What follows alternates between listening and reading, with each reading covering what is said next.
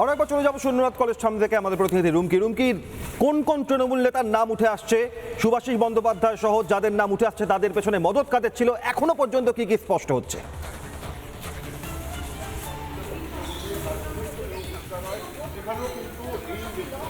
দেখো, একটু কারেক্ট করার চেষ্টা করবো অভিক। দেবাশিস বন্দ্যোপাধ্যায় যিনি গভর্নিং বডির কমিটির সদস্য ছিলেন এবং সেই দেবাশিস বন্দ্যোপাধ্যায়ের নাম কিন্তু এখানে একমাত্র উঠে আসছে এবং ভেন্ডার একজন নাম উঠে আসছে, ভেন্ডারের নামও উঠে আসছে পরিতোষ দত্ত, যাদের নামে ইতিমধ্যেই লিখিত অভিযোগ দায়ের করা হয়েছে মুচিপাড়া থানায় এবং আগ্নেয়াস্ত্রর জন্য কিন্তু এই যে দেবাশিস বন্দ্যোপাধ্যায় তার নামে অভিযোগ দায়ের হয়েছে। এই মুহূর্তে ছবি দেখানোর চেষ্টা করব। তুমি দেখতে পাচ্ছ পুলিশের তরফ থেকে কিন্তু এই যে এই ঘর, এই স্টুডেন্টস ইউনিয়ন রুম, তা কিন্তু সিল করে দেওয়া হয়েছে এবং পুরো ঘরটা কার্যত কর্ডন করে রাখা হয়েছে। এই যে এই ঘরগুলি থেকেই মূলত যে দাদাগিরি, যে কাটমানি, যে সিন্ডিকেট রাজ, সেই সমস্ত চলতো।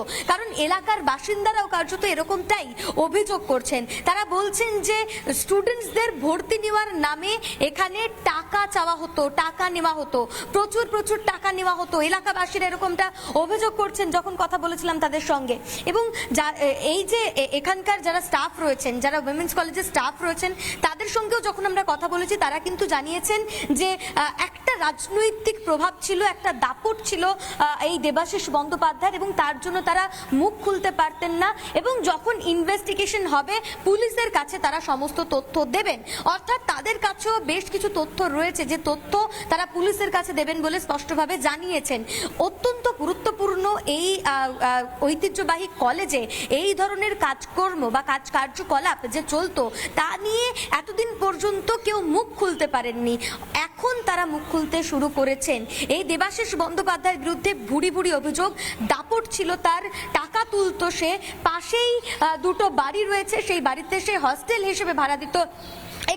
একটু ছবি দেখানোর চেষ্টা করব, কারণ এই যে এই রুমগুলোতে কিন্তু অভিষেক বন্দ্যোপাধ্যায়ের ছবি রয়েছে মমতা বন্দ্যোপাধ্যায়ের। সেই জায়গা থেকে আমরা এর আগেও দেখেছি কলেজে ভাইপো গ্যাংয়ের যে দাপট, সেই দাপট শহর কলকাতার সব একেবারেই প্রত্যেকটি কলেজে কিন্তু এই ভাইপো গ্যাংয়ের দাপট একটা রয়েছে। আমরা এর আগেও দেখেছি এই ছবি এবং সুরেন্দ্রনাথ কলেজের এই ঘটনা কিন্তু। রুমকি সঙ্গে থাকো এবং রুমকি যে কথা জানালো দেবাশিস বন্দ্যোপাধ্যায় এবং তার ছেলে শুভাশিস বন্দ্যোপাধ্যায়, যে উত্তর কলকাতার মধ্য কলকাতার তৃণমূল ছাত্র পরিষদের সভাপতি দেবাশিস বন্দ্যোপাধ্যায়ের ছেলে, তার নামও জড়িয়েছে সুরেন্দ্রনাথ কলেজের এই পরিস্থিতি সামনে আসছে, প্রতি মুহূর্তে আপনাদের সামনে তুলে ধরছি।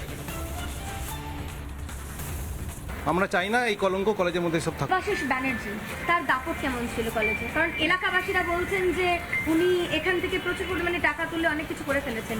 আপনি কি বলবেন? কলেজে দেখতেন আপনারা? আমরা সেইভাবে মানে বাইরে থেকে লোককে দেখে তো বোঝা যায় না, যখন এইসব মানে চোখের সামনে যখন দেখা যাচ্ছে তখন বোঝা যাচ্ছে। এই তো বিষয়ে কতটা জানা ছিল আপনাদের? আমাদের কোনো জানা ছিল না, আমরা ছবিতে কালকে দেখলাম। প্রভাবটা তো রাজনৈতিক প্রভাব মানে কি ছিল, কি বলবো আপনাদেরকে। এখন রাজনৈতিক প্রভাব তো কলেজগুলোর মধ্যে থাকতো, ছাত্র রাজনীতির একটা পার্ট তো ছিল, তো সেই অংশটা তো ছিলেন ওনারা। যদি ইনভেস্টিগেশন পাতে আসে, পুলিশ সরকার যদি ডাকে কথাবার্তা বলে, তখন সেখানে দেখা যায়। নানা ধরনের কন্টেন্ট দেখার জন্য লাইক করুন, শেয়ার করুন আমাদের ফেসবুক পেজ, সাবস্ক্রাইব করুন আমাদের ইউটিউব চ্যানেল। পাশাপাশি অন্যান্য ব্রেকিং নিউজের জন্য অবশ্যই চোখ রাখুন রিপাবলিক বাংলায়।